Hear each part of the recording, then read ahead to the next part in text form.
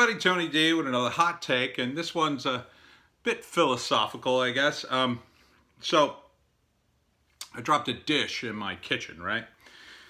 And it was a little surprising. I opened a cabinet. I guess I had shifted the dishes from the other side of the cabinet, pushing the plates a little further than I should have.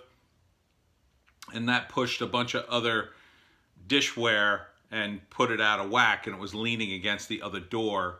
You know the kind of cabinets I mean, where you got two doors. I usually only open the one, and then when I opened this other one, and I actually don't know why I even opened that other one. Now that I think about it, I didn't even need to get into that side. Two dishes came out together, two cups, and they were kind of inside each other. So when they hit, I have like a fairly soft kitchen floor. I've dropped things on it a bunch of times and they'll break. This time, shattered everywhere. And I was immediately reminded of this person I used to live with, who, when that would happen, they would go and freak the hell out. It would be a bigger noise or reaction than it was the actual shattering of the glass itself. Like, I was alone in the kitchen when it happened, and little Joan was in the other room, thank God, because she's normally standing right in about that spot, actually. And, I just went, oh, that was surprising. And then I cleaned it up. But this person I used to live with used to freak the heck out. It was almost like it damaged her vibe so bad she'd be out of whack for like an hour at least. And I'd have to say, oh, it's all right. It's no big deal. We'll clean this up. It'll be fine.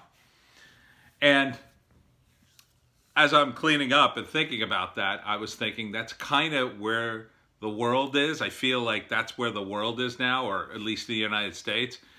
It's everybody's in this like incredible panic mode, like running around going, this is happening. And I'm just like standing there going, it's going to be okay. It's going to be fine, everyone. Just let's all settle down. I guess that's because there are people who naturally sort of thrive in their own weird way during a crisis. Or they're so used to being under the gun in a crisis without the crisis, they kind of look for one, subconsciously. So, because as long as they're under the crisis, they have that excuse. Like, well, we can't do this because, the crisis. And they can constantly point to that for all their failures, all the things they've failed at, anything they didn't get to do, And I don't know. I've just never kind of been that way. I never thrived on drama. I like quiet for the most part. I mean, I'm a writer. We writers kind of thrive in quiet because we're like, that's a good thought. I should write that down,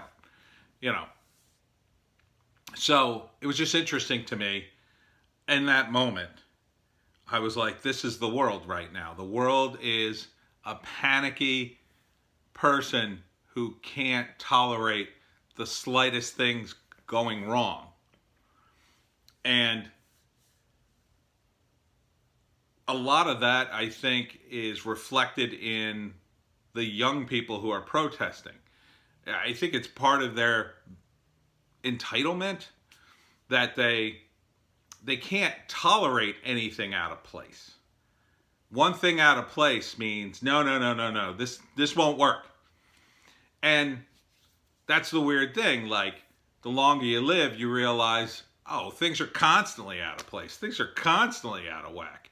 You just have to keep moving on because, you could stop and try to fix one or two things. You could try to fix it all, but you'll never move forward because you'll be constantly trying to fix everything and yelling at everybody. Hey, we can't move forward until this is fixed. And then, by that time, people are they've moved on. And it doesn't mean you don't address your problems, but you kind of don't let the problems dictate the pace of whatever it is you're doing, right? You kind of, that's a problem. We'll fix it on Monday or whatever, Or in the case of the dish falling down, you have to fix it immediately because otherwise you have broken dishware everywhere, and a little dog who just got groomed and her little feet would get little tiny pieces of glass in them. I don't want that. But, I cleaned it up and it was no big deal. And it just feels like everything's a big deal now. Everything's on Twitter and the internet. It's like this huge deal, which is so weird because, after the lockdown and to some extent the riots, there's less stuff to be involved with, right? There's no movies. Like I went to the IMDb and clicked coming attractions because I was thinking about doing my segment, why I'm not seeing these movies, figuring that maybe the slate had gotten filled up again. No dice. There's nothing on the IDB in the coming movie section. It's blank. It says June 26th. Nothing's coming. And nothing after that. So I was just like, wow. But, and there used to be concerts and bars. God damn it, you got to open the bars, people. Think of your people. The bars have to open. I understand your political posturing, Democrats, but Jesus, you think you're going to keep these people sober all this time and not have a problem? You want a problem. That to me is a sure sign the Democrats want problems. They haven't opened the bars. The bars should be open. The bars should never close. Never close. People need bars. People live in bars. There are people, their whole social life revolves around going to a bar every single day. And they don't necessarily drink, but that's their hangout place. That's their social place. The bars have been closed in New Jersey since March 15th, I think. Right? Yeah, I think that's about when they closed it. That's April, May, June. 3 months. 3 friggin' months. And they're still not opening yet because of tyrant Phil Murphy. But I digress. People need to chill out. They need to chill out. And if the government won't do the things necessary, it's up to the rest of us to try to calm people down, I guess. I try to do that in my own way through my books and comics and whatnot, through these videos. But there's only so much you could do. There's only so much reach. Although, I have to say, recently, I've gotten many new subscribers. So thank you for that. I hope you can be as calm and cool and as collective as I try to be. And together, we can come up with solutions. I like to be a solution guy. I like to figure things out. I think the solution right now is you gotta kind of pull people back and say, just think about this. Just think about what you're doing. I keep saying that the protests aren't really doing any good. Latest story from Tim Pool. There's apparently Black Lives Matter and a Black Lives Matter Foundation. 2 different groups, and they're kind of fighting with each other. And it's kind of like, where's this money going? Because people are donating, and they're not sure where. Now, I think at least one of these Black Lives Matter is funneling money to the Democrats. That seems obvious. Now, maybe not all the money, but definitely some of it. I mean, ActBlue is definitely a Democratic donor app. So in order to use the app, I assume they're not using it for free. So at the very minimum, they're paying the Democrats to use the app. That's minimum. And I am very suspicious that the Democrats are taking a lot more money out of their kitty. I think they're aligned with the Democrats. Now, I have no problem with that if they came out and said, Black Lives Matter, vote Democrat. But they're not doing that. To me, that's a bait and switch to say, hey, we're for Black lives and we're going to help black people. And then you're going to suddenly serve up the Democratic Party as the solution. That to me is a waste of your money. You should be funneling it to people who are fighting court cases for police brutality. If that's the issue you want to promote, that's that could go a long way for people fighting these cops in court, to fight to get, you know, bad cops kicked off the force or whatever, or sued, or whatever's happening. So, yeah, that to me is what someone with a clear head would say. And I feel like the people who are running these protests and organizations, they're not thinking with a clear head. They're just jumping from one thing to the next. CNN just released a list of the 10 most unforgivable statues.